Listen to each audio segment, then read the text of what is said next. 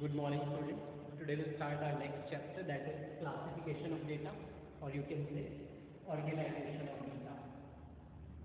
Okay, classification or organization of data. Okay. Organization या फिर classification of data means the data which is arranged in a systematic manner. वो data जो systematically arrange किया गया है, कि सिस्टमैटिक मैनर में अरेंज किया गया है, उस डेटा को क्लासिफाइड या फिर ऑर्गेनाइज्ड डेटा कहते हैं. ओके, तो organisation of data means the data arrangement of data in a systematic manner.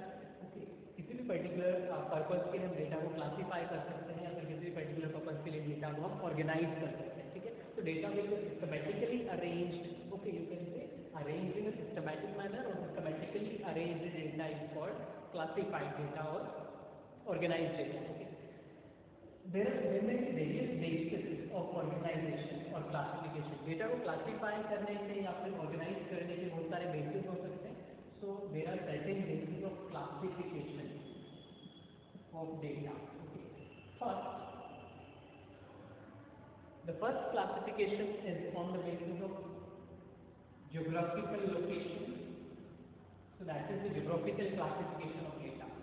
Geographical classification of data means whenever the data is classified on spatial basis, it is also called the spatial classification. Spatial basis है geographical locations के basis पे data को classify करना geographical classification. ठीक है, means in rural area, in urban area. Rural literacy, urban literacy. Okay, so we have classified the data on the basis of geographic conditions. Okay, so that is geographical classification or spatial classification. Okay, next one is chronological. Chronological classification.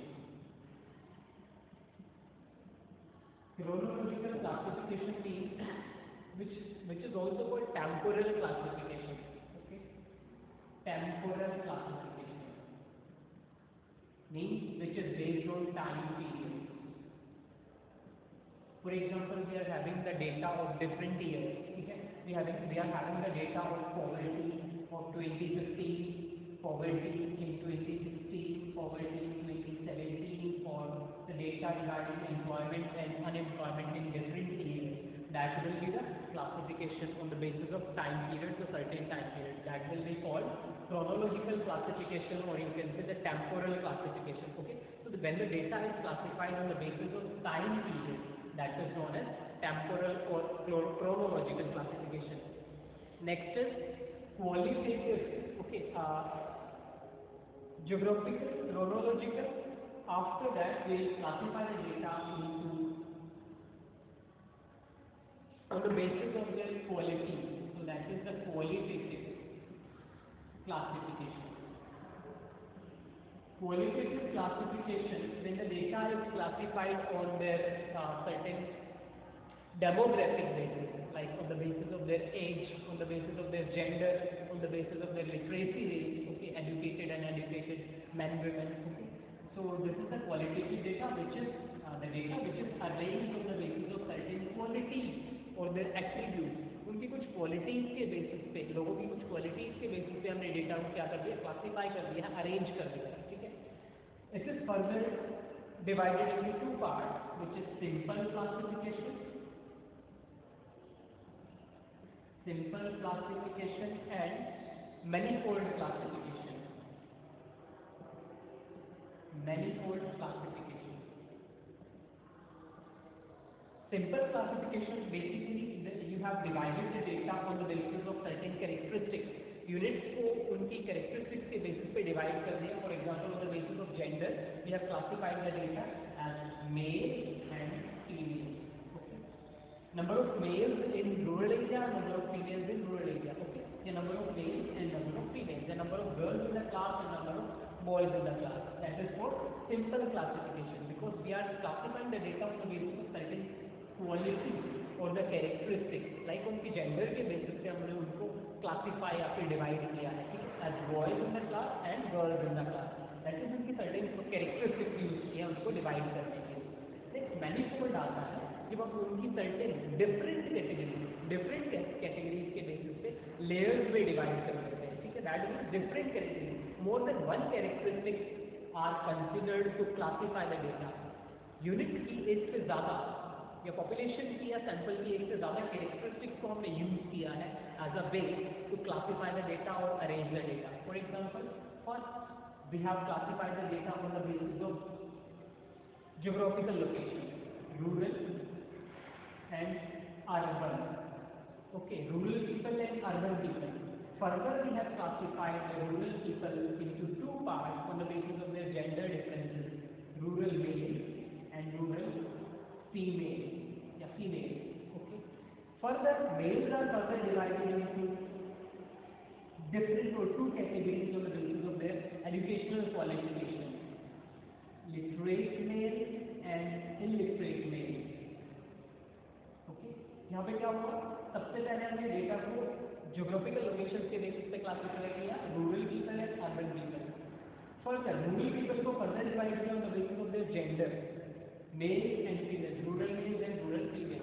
Further उनको classify किया on the basis of their educational qualification, male literate, male illiterate, female literate and female illiterate. इसी तरीके से urban को भी हम various levels में या लेयर्स में क्लासिफाई करेंगे, ठीक है। That is called manifold classification. जब हम यूनिट को या डेटा को एक से ज़्यादा कैरेक्टरिस्टिक्स के बेसिस पे क्लासिफाई करते हैं, ऑर्गेनाइज करते हैं, that is called manifold classification. Okay, after qualitative we are coming to the quantitative classification और द न्यूमेरिकल क्लासिफिकेशन, ठीक है।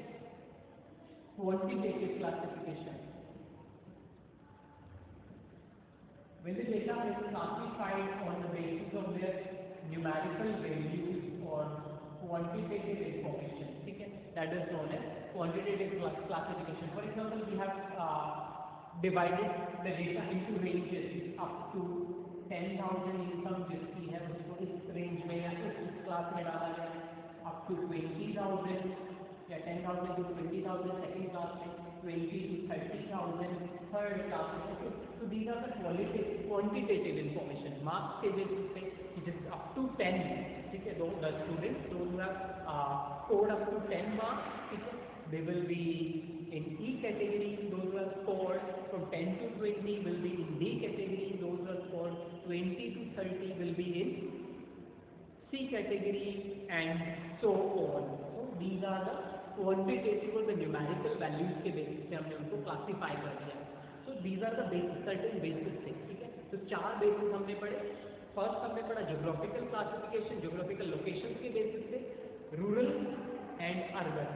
सेकेंड, टेम्पोरल क्लासिफिकेशन और chronological classification, the data which is divided on the basis of time period. Data को हमने time period के basis पे divide कर दिया, दैट इज टेम्पोरल और chronological classification, ठीक है। 2006 का ये डेटा है, 2010 का ये डेटा है, 2015 का ये डेटा है regarding employment and unemployment, that is chronological classification. After that we have classified the data on the basis of characteristics, qualitative information के बेसिस पे, उनकी क्वालिटी के बेसिस पे, उनकी सर्टेन कैरेक्टरिस्टिक्स के बेसिस पे डेटा को क्लासिफाई किया गया है। सिंपल एंड मैनिफोल्ड क्लासिफिकेशन, ठीक है। सिंपल क्लासिफिकेशन में हमने एक ही कैरेक्टरिस्टिक्स के बेस पे डिवाइड किया है। Manifold classification is the classification in which the data is arranged on the basis of more than one characteristic. एक एट्रीब्यूट या एक कैरेक्टरिस्टिक से ज़्यादा के बेसिस पे हमने डेटा को क्लासिफाई किया, that is the manifold classification. Okay, after that we have classified the data on the basis of the numerical values of the quantitative information, that is called quantitative classification. Okay, so these are the basis of classification of the data. Clear? Now we will be discussing about certain other terms which will be used in the classification of data. This is the concept of variable. Variable क्या होता है? A variable, what is the variable? The concept of variable, what is the variable? Variable is the certain attribute or the characteristic, okay? किसी भी unit की या data की वो characteristic, okay? The attribute or the characteristic of the data, data की वो characteristic which changes in jump, ठीक है। The characteristic of the data which changes जो चेंज होती है विच can be further which changes and can be measured, वो characteristic data की, किसी भी डेटा की वो कैरेक्टरिस्टिक या एट्रीब्यूट जो चेंज होती है और मेजरेबल भी है, जिसको हम न्यूमेरिकली मेजर कर सकते हैं, उसे वेरिएबल कहेंगे। And which can not be measured that is known as attribute, ठीक है, जिसको मेजर नहीं किया जा सकता उसे हम एट्रीब्यूट कहते हैं।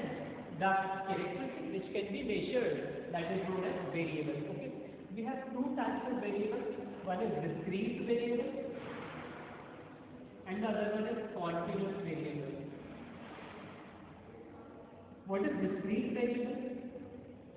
So we have discussed that the characteristic which changes, okay, वो characteristic जो change होती है, ठीक है, किसी भी डेटा की या यूनिट की वो characteristic जो change होती है, लाइक डेटा कोई भी हो सकता है, इनकम से रिलेटेड डेटा, मार्क्स से रिलेटेड डेटा, फेयरनेस ब्यूटी से रिलेटेड डेटा, हेल्थ से रिलेटेड डेटा, ठीक है, तो वो हमारे पास क्या होगा, वो डेटा हो गया, ठीक है, उसकी कैरेक्टरिस्टिक क्या है, वो फेयरनेस और ब्यूटी वो उसकी कैरेक्टरिस्टिक है जो चेंज होती है, ठीक है। अगर वो मेजरेबल है तो वेरिएबल हो जाएगी, तो fairness and beauty is not measurable तो वो एट्रीब्यूट में काउंट की जाती है, these are not variable. Marks characteristic है किसी स्टूडेंट की एबिलिटी की, ठीक है, मार्क्स है तो मार्क्स कैन बी मेजरेबल, ठीक है, तो वो वेरिएबल होगा। इनकम इज मेजरेबल तो इनकम वेरिएबल होगी, हाइट वेट ये सारे वेरिएबल होते हैं, वो कैरेक्टरिस्टिक जो चेंज हो जाती है वो मेजर भी हो जाती है। तो एक ह्यूमन बीइंग की वो कैरेक्टरिस्टिक, वो एट्रीब्यूट जो हाइट और वेट है, that changes and that can be measurable also, ठीक है, तो उनको हम वेरिएबल कहते हैं, ह्यूमन बीइंग के वेरिएबल्स हैं, ठीक है, हाइट एंड वेट। ओके, तो डिस्क्रीट वेरिएबल क्या है? डिस्क्रीट वेरिएबल वो कैरेक्टरिस्टिक जो जंप में चेंज होती है, होल नंबर में चेंज होती है, ठीक है, तो व्हेन द कैरेक्टरिस्टिक और you can say variable, when there is a change in variable, so when there is a change in variable, ठीक है, comes in, when the change comes in, jump, or you can say in a whole number, जब वो changes whole number में होते हैं, ठीक है, और jump में होते हैं, for example 2, 3, 4, 5, 6, 7, etc., ठीक है, तो इनको हम discrete variable कहेंगे, ठीक है, तो variable डिस्क्रीट वेरिएबल क्या होते हैं? ऐसी कैरेक्टरिस्टिक जिनमें चेंजेस जंप में आते हैं या होल नंबर में चेंजेस होते हैं, उनको हम डिस्क्रीट वेरिएबल कहते हैं। मेरे कॉन्टिन्यूस वेरिएबल क्या होता है? जिसमें चेंजेस कम इन अ रेंज में चेंजेस होते हैं, होल नंबर या फिर जंप में नहीं आते। फॉर एग्जाम्पल 2, 3, 4 के फॉर्म में चेंज नहीं आते, वहाँ पे चेंजेस होते हैं 5 to 10, 10 to 15, ठीक है, मार्क्स है 5 to 10, 5 बच्चों के, 10 to 15, 3 बच्चों के, ठीक है, तो चेंजेस तो हैं, लेकिन हमें एब्सोल्यूट चेंज नहीं पता कि कितने, ठीक है, तो 5 to 10 के बीच में 5 बच्चों के, लेकिन उन 5 बच्चों में कितने मार्क्स आए हैं ये नहीं पता, ठीक है, तो दैट इज कॉन्टिन्यूस वेरिएबल, ठीक है। तो कॉन्टिन्यूस वेरिएबल क्या होता है? जब चेंजेस जंप में ना होकर रेंजेस में होते हैं, लाइक एक particular range 5 to 10, 10,000 to 20,000 income growth, 20,000 to 30,000 income growth, वो हमारा कॉन्टिन्यूस वेरिएबल है, ठीक है। So these are the two types of variables. Now we will be converting the data into series. जो डेटा हम कलेक्ट करते हैं उनको हम सीरीज में कन्वर्ट करेंगे, ओके। तो conversion of the data into series, statistical series की फॉर्म में हम डेटा को कन्वर्ट करेंगे, okay. So we have two types of series. First of all we have to discuss how many types of series are there. So types of series, types of statistical series. We have two types of series. One is individual series and the other one is frequency distribution series.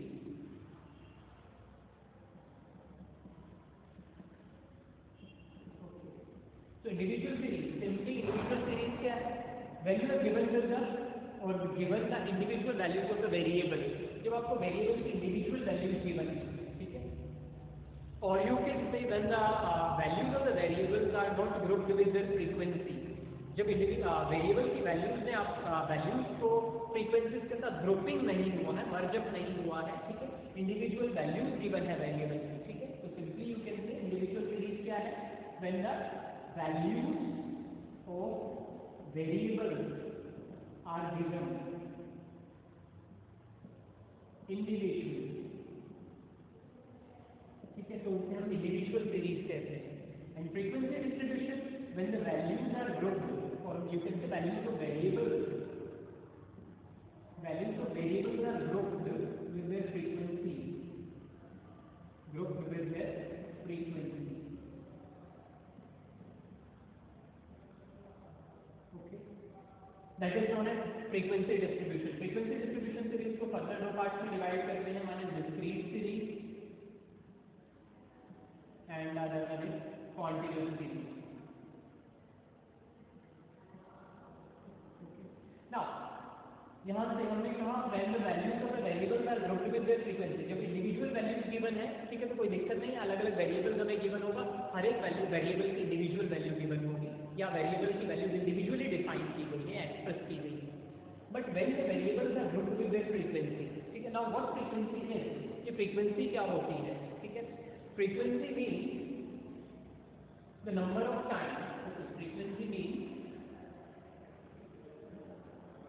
the number of times an item or the value of a variable, the number of times an item repeats itself in a series.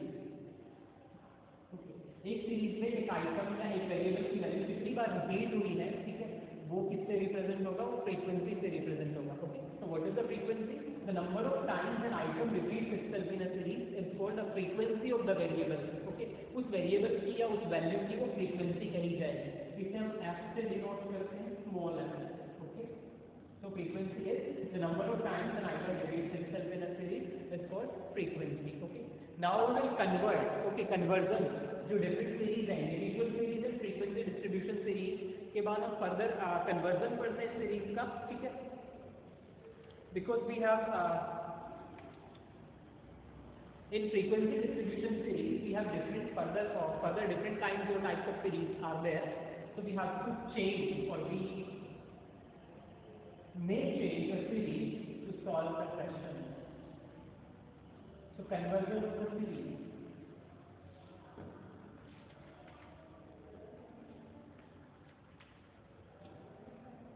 So first of all, जो individual series arrangement होगा individual series का, ठीक है.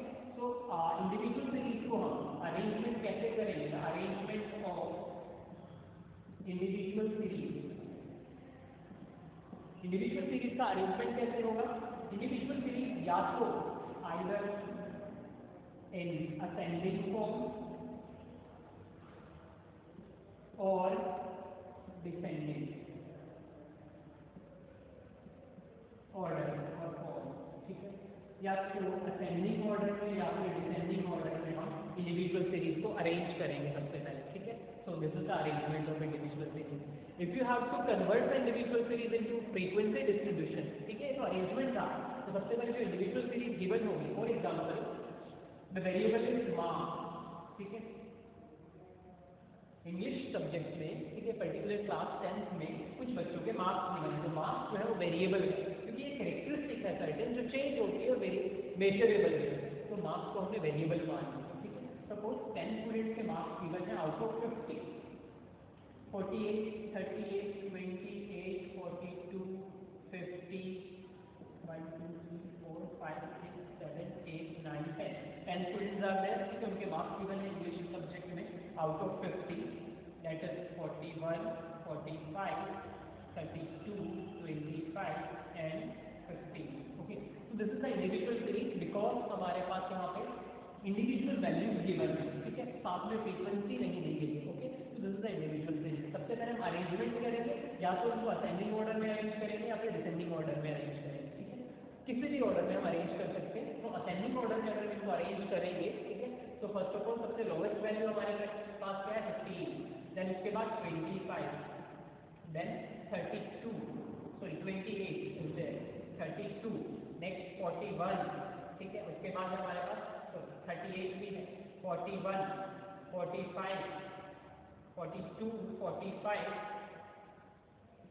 Okay, and next one is 48 and 50. Okay, हमने ascending order में arrange कर लिया है. ठीक है, so this is the arrangement of individual series.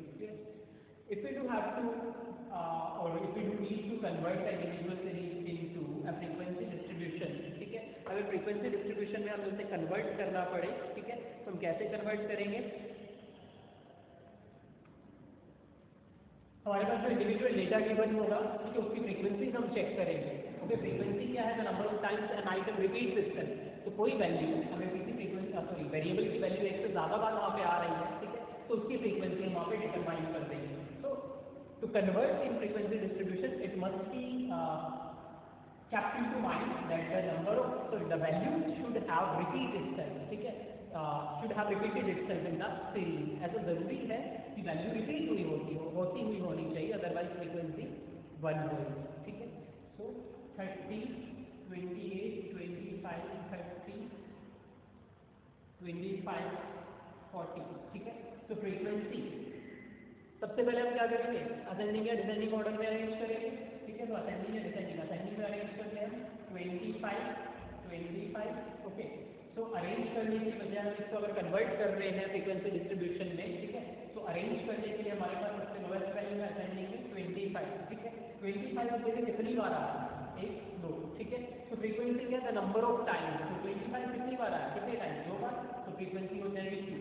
Next value है 28. 28 कितनी बार आ रहा है? 1 बार. तो इसकी फ्रीक्वेंसी हो जाएगी 1. नेक्स्ट वैल्यू है 30. ठीक है, 30 इज रिपीटिंग इटसेल्फ. ठीक है, 1 और 2. तो 30 की फ्रीक्वेंसी हो जाएगी 2. Next one is 41.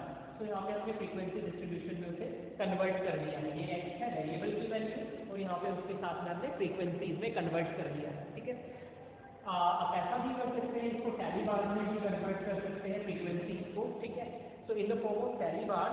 तो टैली में हम कन्वर्ट कर रहे हैं, तो टैली के लिए यहाँ पे 2, ये 1 है, 2 एंड 1. ठीक है, अगर मोर देन 4 है, 5 जा रहा है, तो हम इसको इस तरीके से यूज करते हैं. ठीक है, क्रॉस करते हैं. ओके, तो टैली बार में उसको कन्वर्ट कर सकते हैं, बट जनरली फ्रीक्वेंसी हम इन नंबर्स की फॉर्म में लिखते हैं. ठीक है, so this is the conversion of individual series into frequency distribution series. ठीक है, frequency distribution series में हमने उसको कन्वर्ट कर दिया है. ओके, आगे हम frequency distribution के फर्दर पार्ट्स पढ़ेंगे नेक्स्ट वीडियो. ओके.